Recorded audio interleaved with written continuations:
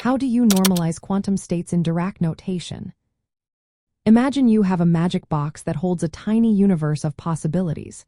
In quantum mechanics, we describe these possibilities using special symbols called quantum states.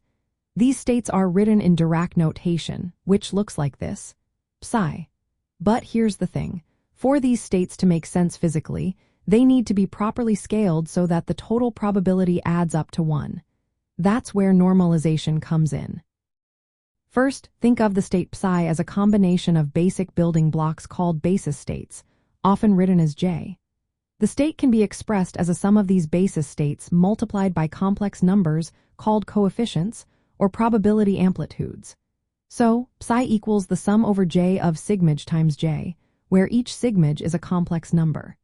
These coefficients tell us how much each basis state contributes to the overall state. Next, to check if the state is normalized, we look at the inner product of psi with itself, written as psi-psi.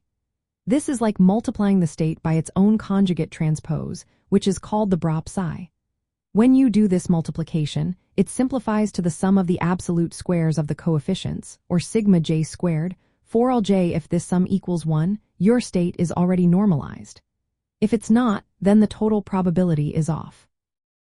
If the sum is some number and that isn't 1, you need to fix it. To do this, you divide the entire state by the square root of, and this process scales the state so that the inner product becomes exactly 1.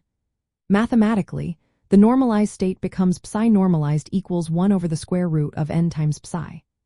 This step ensures that the total probability of all possible outcomes sums to 1, which is essential for making accurate predictions in quantum mechanics. For example, if your state is 3 times 0 plus 1 times 1, then the inner product is 3 squared plus 1 squared, which equals 9 plus 1, totaling 10. To normalize, you divide each coefficient by the square root of 10. So, the normalized state becomes 3 divided by the square root of 10 times 0 plus 1 divided by the square root of 10 times 1.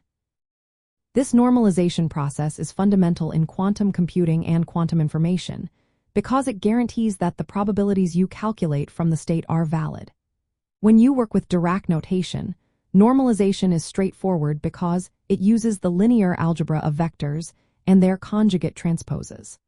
This makes calculations of measurement probabilities, expectation values, and transformations much easier and more consistent.